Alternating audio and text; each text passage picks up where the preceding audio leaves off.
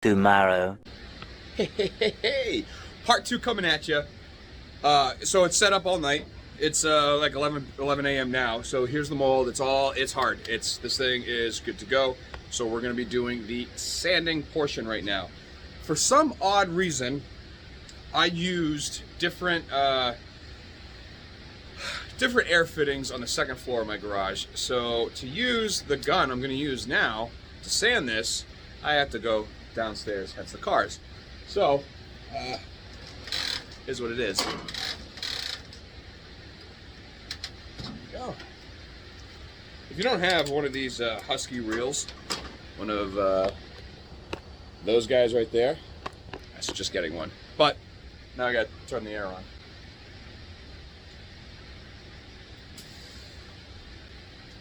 You can do this however you want.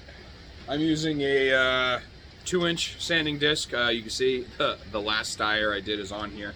And what I'm gonna do is I'm just gonna do this to get it down somewhat level, and then I'm gonna polish the rest of it by hand.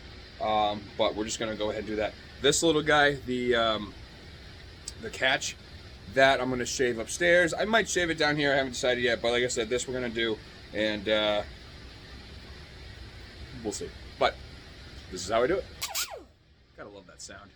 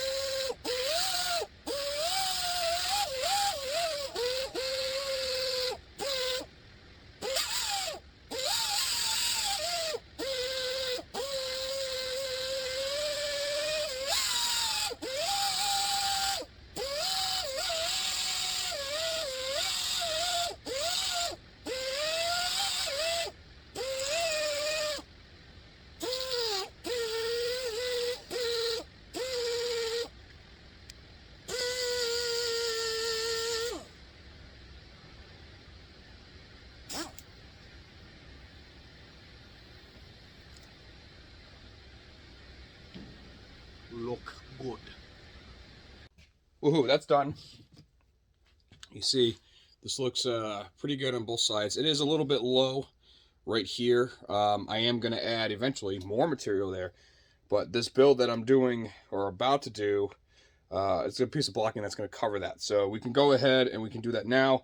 I would use Bondo on that, but I am actually like where it's at. So you can see how smooth it is and how straight it is. So depending on how you finish this is how it's going to look in the holster. So we're going to take, this is a 220 grit sanding sponge for drywall. You can get them at Home Depot for a couple bucks a piece.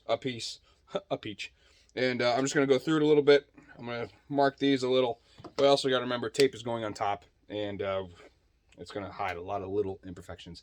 So I'm not too worried, but let's go ahead and sand.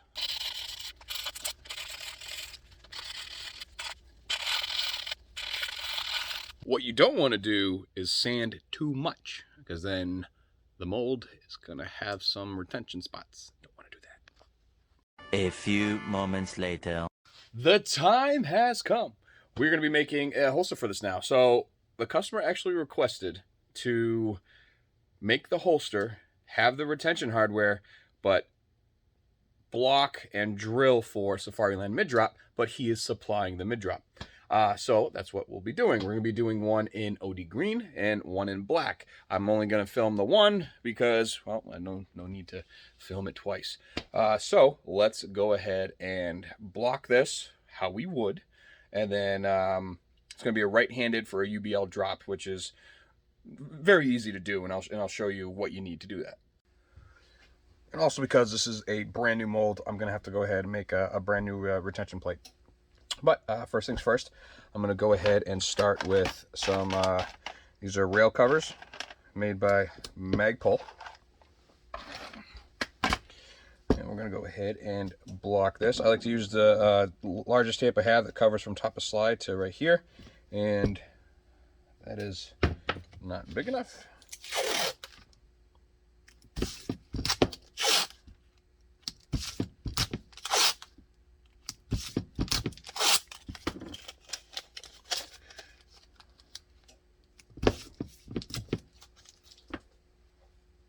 I hate when tape does that.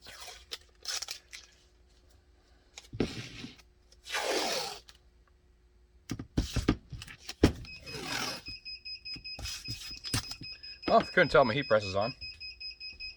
There we go. Getting the moisture out of the foam pad right now. Oh, I forgot to do one thing. Need to grind that down. And that is now down. We'll go ahead, plop that down there.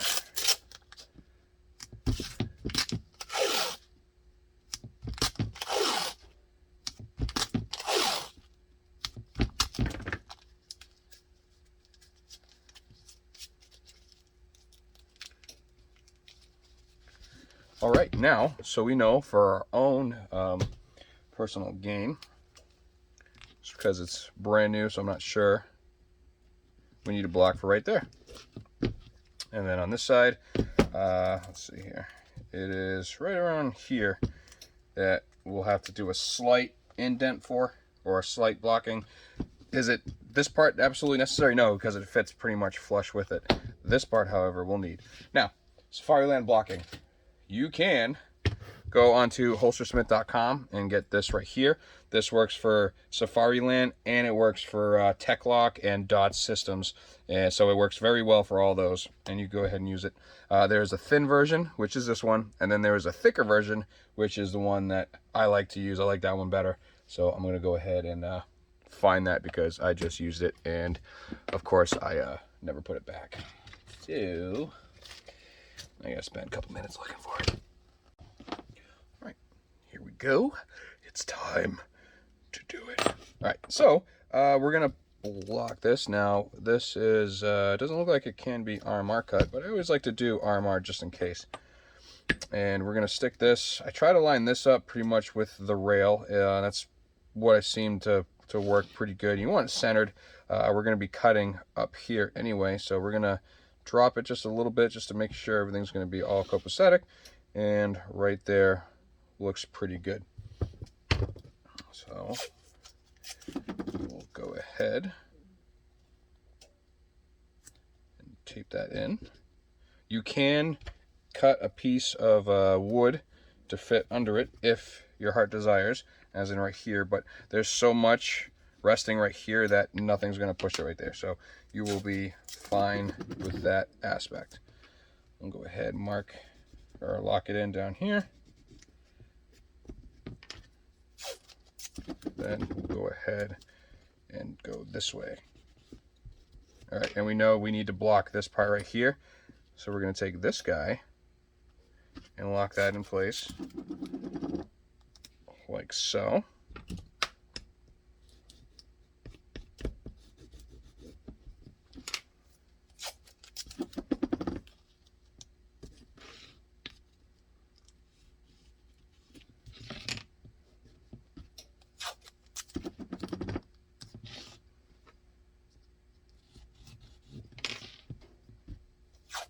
And then I'll just go ahead and tape those two together.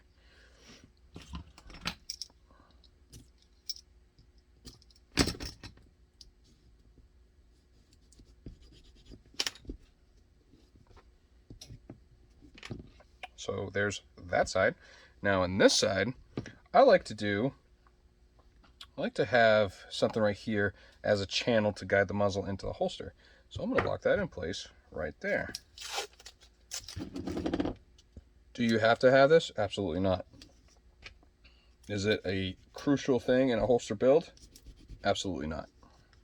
So do with it as you please. And then as far as this, I don't need something too extravagant. So I'm just going to take that right there.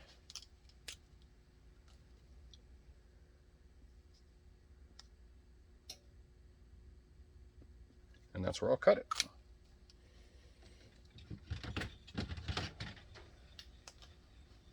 If you're wondering what this is, it's a piece of circuit board. It's fiberglass and copper.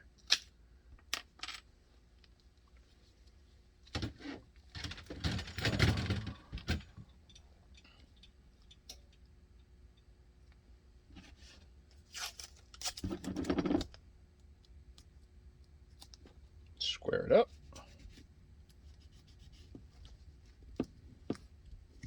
And there we are.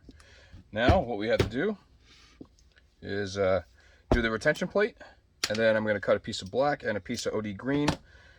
We'll go from there. Now, since I am doing 2 holsters for the same mold, it is very smart to go ahead and bend that holster and bend the second one.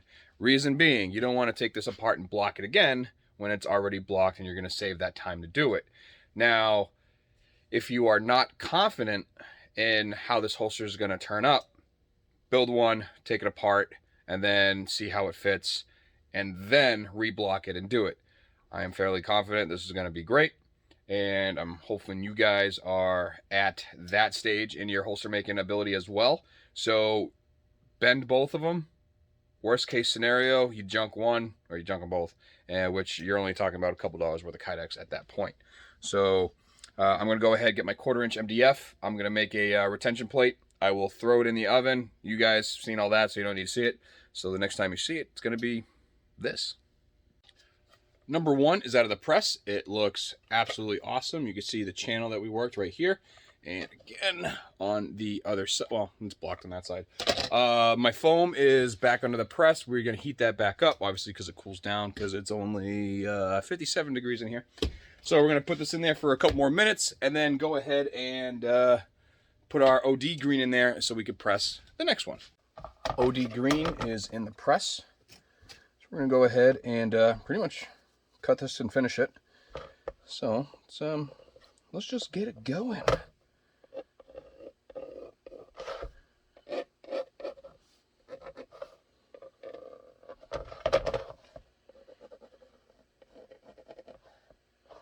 Then we'll follow.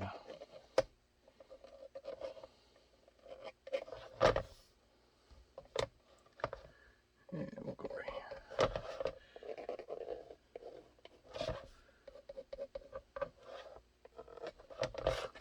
here. Just like that. Just drill it.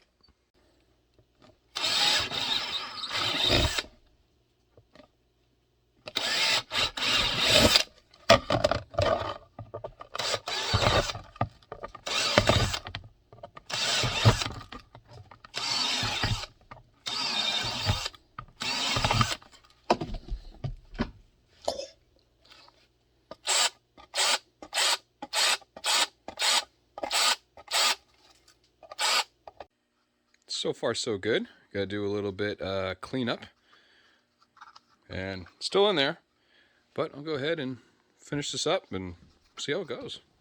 Okay, we have our guy all finished right there, and we're just gonna go ahead and finally take all this off. And no material steel stick should come with it. Like I said, if you did it right and you prepped it, wiped it with alcohol, did everything you need to do, then it will stay. And there we are. And actually, I don't even have the retention in, so let's do the retention. And again, this is holster number 1 of 2. The last one is OD green, which just came out of the press, hence actually, you know, using the mold. Here's the OD green one. Let's go ahead and get this in.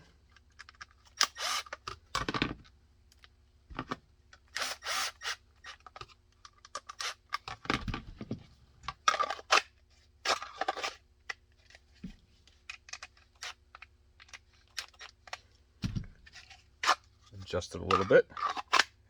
And you hit the click at the end. And there we go. Perfect right there. I like it so it's flush with the trigger guard.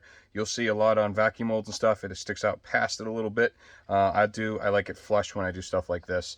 And there we go. Yeah, so this is number 1. Again, customer requests to not install it, but just to drill the holes, and he will install it himself. And there we go. So now it's time to transfer this to make it look like that. Hell yeah. Thank you guys for watching this video. I hope you learned, you know, the right way and how to do it. Or not necessarily the right way, but the way it'll give you ideas on how to do it and the proper ways to clean it. Again, what I do in shop works for me. I found it works the best. If you have different ideas, give them a shot. They might work. Let me know. Go from there. But this is how I do it. And hopefully you learned a couple things or two.